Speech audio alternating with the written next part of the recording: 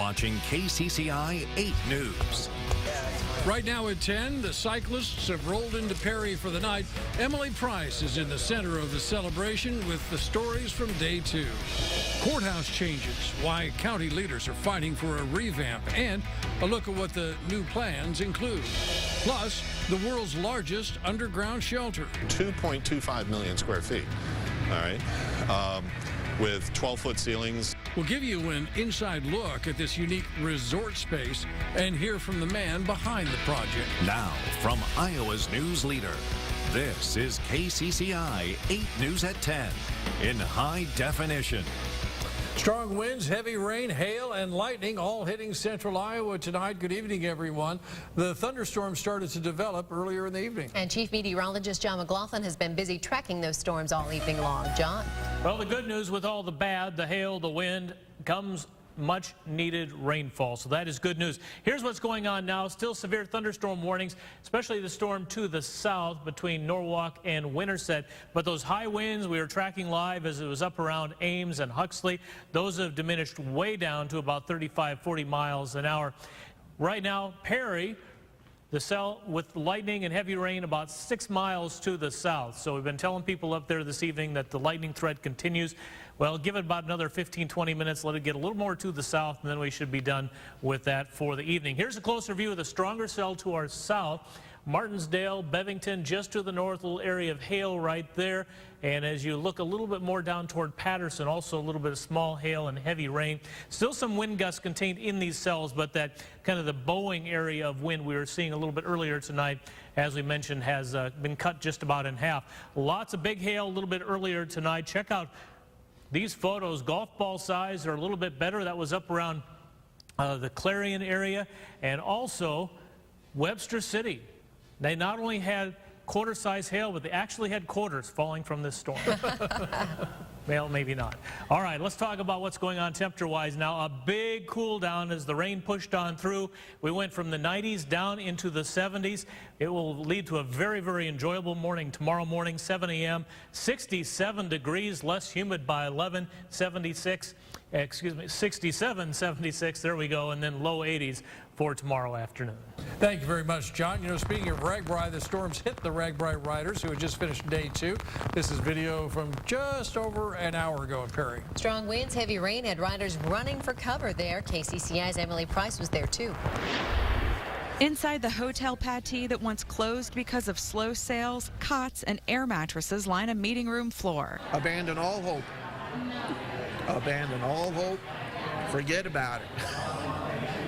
It's a Jesus thing. There is no room in the inn. It's done. The line was out the door for dinner, especially with rumors that Lance Armstrong was inside. If I knew where he was, I wouldn't tell you. Fortunately, I don't have to lie. I don't know where he's at. Team Shagbry found him. He posed for this picture along the route. Armstrong is expected to stop in this new bike shop next door to the hotel, but even without his presence, people are piling in. We got a counter on the front door and we're already over 5,000 people. So you got a big grin on your face. it's more than we expected. It's all more than most people expected. A dip in the cool community pool, a city made of tents. We caught up with the Dixon duo from Wisconsin as they set up their tent. Their first time on RAGBRAI will not be their last. Out on the road, it's really cool just having all bikes out there. You just see just bikes as far as you can see, and then, I mean, in town at night there's a lot of partying and stuff like that, but I don't know, there's other stuff to do too, obviously. Like juggling, fair food, and people watching. Good people watching. We've seen everything go by, including a kayak on a trailer behind a bike. On most nights, 8,000 people are in Perry. Tonight, it's triple that. All our officers are working about a 12-hour shift, plus we brought in probably about 20 extra officers to help us today. They're looking for people having too much fun. Crazy. This is a big party is what it is. From the hot tubs to the hotels, Perry wants people to be safe, but be happy and ride back again. In Perry, Emily Price, KCCI 8 News, Iowa's news leader. And tomorrow, riders will go nearly 50 miles from Perry to Des Moines. The route will take riders through Valley Junction in West Des Moines, and tonight, vendors are getting ready. The shops there will also be open for business, and music will be playing all day long. From Valley Junction, riders will go down Southeast 63rd, east on Park and up George Flagg Parkway to the campsite at Waterworks Park.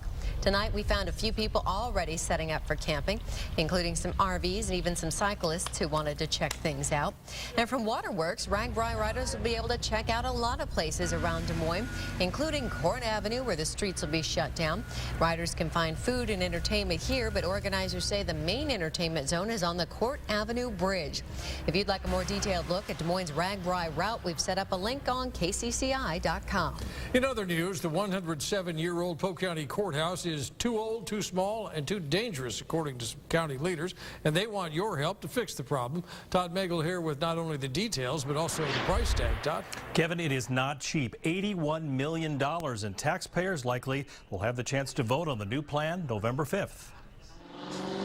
Most people do not have to come down to the courthouse, and so they don't know how bad it's gotten. Beth Baldwin, Polk County Court Administrator, is the first one to admit the grand old courthouse downtown is a beautiful old building. Outside and in, it's an ornate reminder of the past. But that's also a problem. It was built in 1906. We had a population of around 40,000. Here we are, close to 500,000 trying to operating out of that same building. It's just not working very well. For example, the probate courtroom on the 4th floor is also the probate judge's office. They have to turn off the window air conditioning unit to be able to hear testimony. There's no air conditioning in the hallways where it was a muggy 80 degrees Monday afternoon, and criminal defendants walked the same sweltering hallways with everyone else. I think the citizens of Polk County deserve a safe place to have their court hearings handled, and it isn't safe now. So now the county is asking voters to pay for an $81 million solution. The criminal courts would move to what is now the old Polk County Jail just west of the courthouse. It's been shut down for several years. An architect's rendering of what would become the criminal courts annex shows a major transformation from the jail's red brick to a white facade and banks of new windows. To the north, the old Wellmark building also gets a new skin and a new name, the Justice Center Annex. It would be home to traffic, small claims, and juvenile courts. The renovated 1906 courthouse would include restored courtrooms for civil trials. Polk County leaders hope voters think it's money well spent. Utilizing two existing buildings, one that was vacant as well as one that was almost vacant, I think they'll see it as a lot better and more cost-effective approach. And Kevin, the Polk County Board of Supervisors votes tomorrow morning on whether to put this $81 million plan on the ballot coming up this fall. Todd, some of this may sound a little familiar. They tried to do this once before, about 5 years ago. They did. They proposed a new $132 million project to build from scratch an entirely new courthouse. Voters in Polk County said no. And let's talk about the typical cost for a typical county homeowner. Probably an extra $11 a year for about a $100,000 home here in Polk County. Todd Magel, thanks. New tonight, Des Moines rescue crews were called to Grays Lake after a man nearly drowned. Call went out just after 6 o'clock this evening. Police on scene say the man was pulled from the lake gasping for air. He was taken away to a Des Moines hospital. His name and condition have not been released. And new information about an afternoon crash in Norwalk that involved a child and a car. Tonight, officials say the child does not have life-threatening injuries. Police are still investigating the crash. It happened near 4520 Wakanda in Norwalk. Witnesses say two boys were riding their bicycles when one boy was hit by the car. The impact left a hole in the car's windshield. Additional details coming out again tonight in connection with the governor's speeding scandal. We're learning that a key witness in the Iowa Department of Public Safety's investigation was once fired by the department. Hamilton County Sheriff's Deputy Rod Hickok confirmed he was one of the officers who clocked the governor's vehicle going 84 miles an hour on April 26. Well, he was fired in 2009 after he forwarded an email that portrayed President Obama's supporters as criminals. It is the news the world has been waiting for. The royal baby is here, and it's a boy. Palace officials say the baby was born around 4:30 in the afternoon, weighing 8 pounds 6 ounces. The infant will become the third in line for the British throne. Prince Charles, who is in northern England, released a statement saying he was enormously proud and happy to be a grandfather for the first time. Ankeny doctor Dr. Barb Hodney is in London on vacation. She says the streets are filled with excitement. very crazy. So we did a bus tour today to see more sites around the city, and part of our bus tour took us past Buckingham Palace, and it was a mob at Buckingham Palace. There were so many people there waiting for news of the baby, and so very, very fun to be able to see that today. Palace officials say both mother and child are doing well. They will remain in the hospital overnight. No word yet on a name. In keeping with royal tradition, that could take days or even weeks. Coming up, it is the story of some who are going to the extreme as they prepare to survive. It's as big as the Empire State Building. It's just horizontal.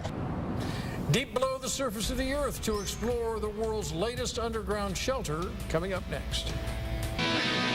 From Iowa's news leader, this is KCCI 8 News at 10 with Kevin Cooney, Stacy Horst, Chief Meteorologist John McLaughlin, and Sports Director Andy Garman. This is KCCI 8 News at 10 in high definition. Welcome back, everyone. Ever hear of doomsday preppers or survivalists? They are the ones who are getting ready for nuclear war, pandemics, or international economic disaster. And the world's largest underground doomsday shelter is being built right now, just 2.5 hours from Des Moines in Kansas. Patrick Bell takes you there, new at 10. 3, 2, 1, fire.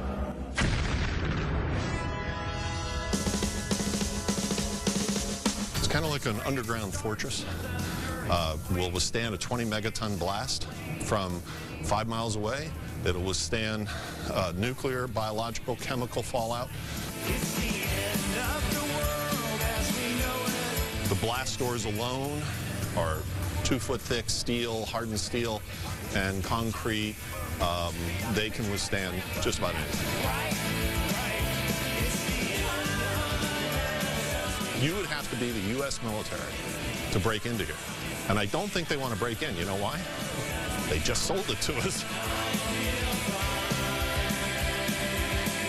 If you want to survive the apocalypse, where you're safe, you're protected from all the natural events and all the man-made events, be it a pandemic or be it anarchy or whatever. Then this... It's as big as the Empire State Building. It's just horizontal. Is where you want to be. 2.25 million square feet, all right? With 12-foot ceilings, some areas a little less. Underneath, 135 feet of limestone and shale and different rocks all the way to the surface. Buried deep inside of a mountain in Atchison, Kansas. This is the answer to my dreams. This shelter is the world's largest subterranean citadel. How far are we in now?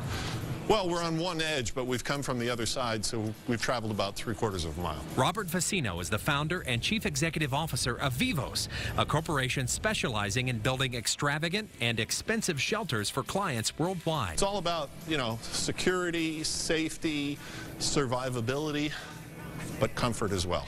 But his latest project is the biggest yet. He and hundreds of workers are transforming an underground U.S. Army storage depot into a state-of-the-art secure sanctuary. We're going to put 1,500 RVs, 5,000 people in here, and we still got space to probably put another 1,500. Customers will pay $1,000 and $3 a month for each linear foot of their recreational vehicle.